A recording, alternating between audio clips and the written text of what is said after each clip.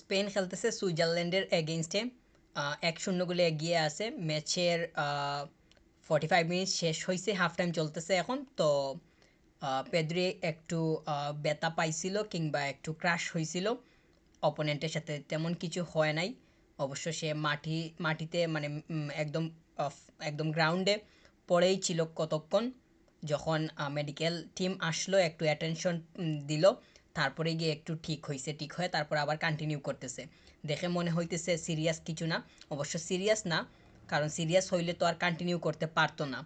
তো এইটা অবশ্যই একটা মানে গুড সাইন যে সে আবার উঠে দাঁড়াইছে কিংবা রান করতেছে। যদি ওইটা সিরিয়াস হইতো তাহলে তো উঠে যাওয়ার মানে তাকে সাব অফ করার বিষয়টা হয়তো সামনে আসতো। এইটা অবশ্যই কনসার্নের একটা বিষয়। আর প্লেয়ার্সরা যতই সেফ থাকার ট্রাই করুক না কেন, এইটা কোনোভাবেই পসিবল হয় না।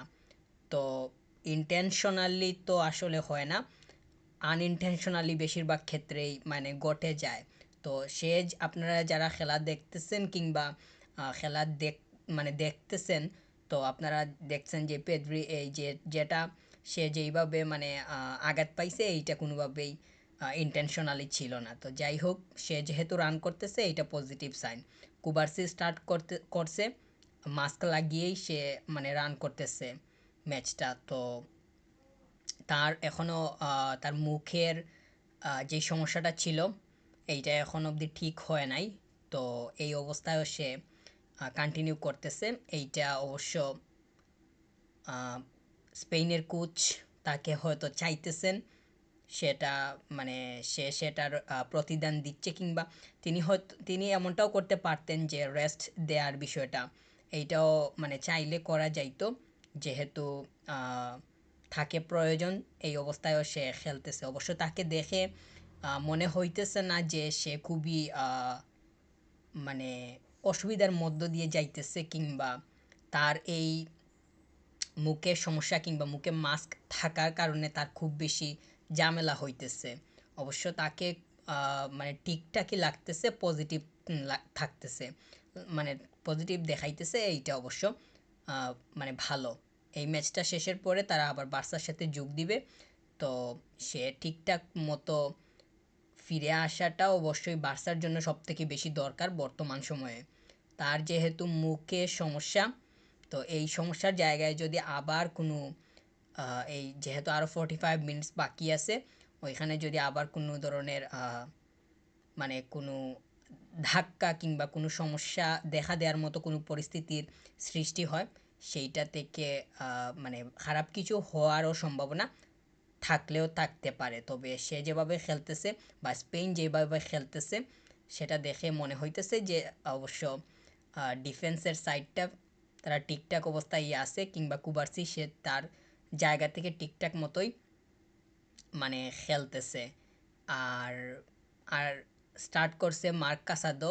কাসাদো স্টার্ট করছে, কাসাদো, পেদ্রি, কুবার্সি, এই তিনটা স্টার্ট করছে।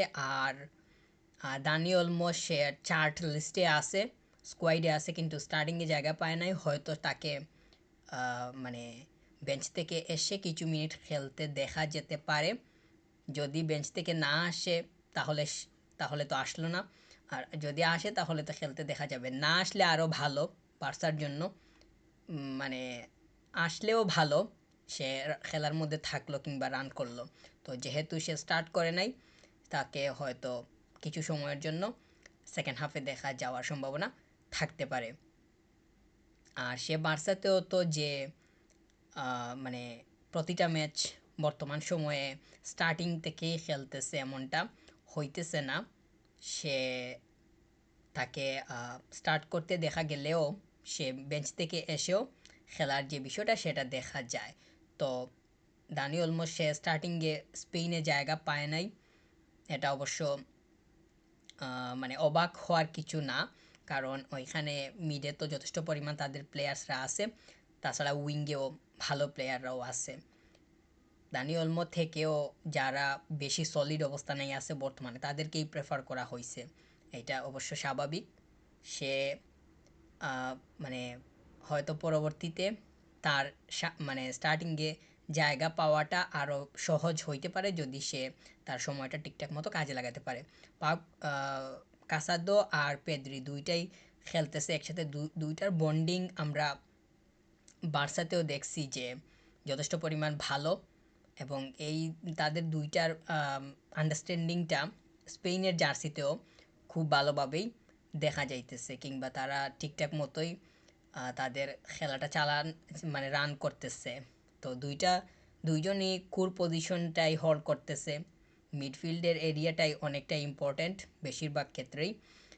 আর এই দুইটা জায়গাতেই দুইজনই রান করতেছে।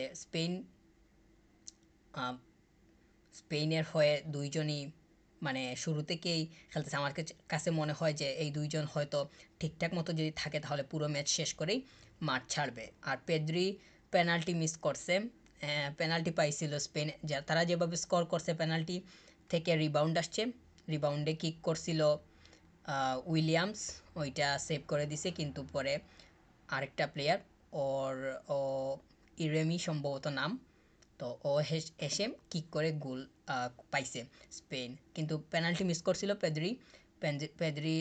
পেনাল্টিটা যথেষ্ট পরিমাণ সলিড ছিল কিংবা ঠিকঠাকই ছিল।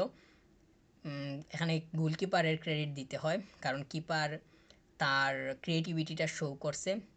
যথেষ্ট পরিমাণ ডাউন কিক ছিল, অবশ্য ডাউন কিকগুলা যখন খুবই পাওয়ারফুল অবস্থায় যায় তখন কিপার্সরা ওইগুলা মানে সেভ করাটা একটু মুশকিল হয়ে যায়। তো যে যেই দিকে শ্যুট করছে ওই দিকেই কিপার ডাইভ করছিল, এই জন্য সেভ করতে এত কোনো কষ্ট করতে হয় নাই।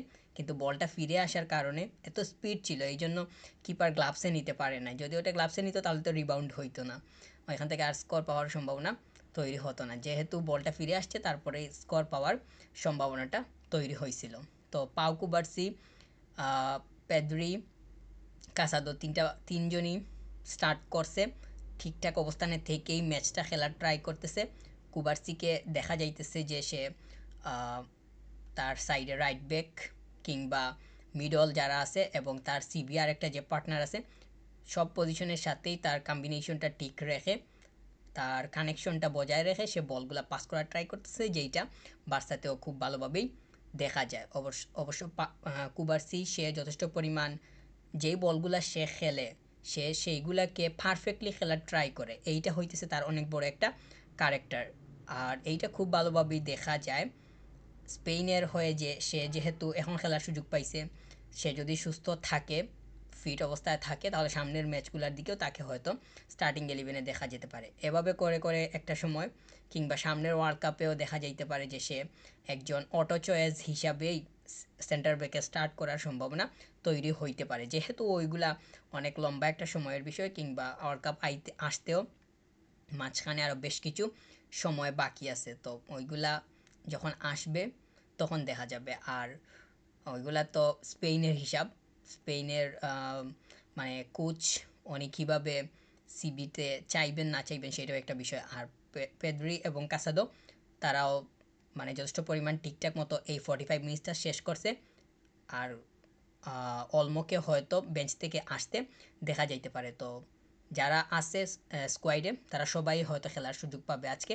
আর সুস্থ অবস্থায় থেকে খেলা শেষ করতে পারাটাই এখন হচ্ছে সবচেয়ে বড় একটা মানে মুখ্য বিষয়।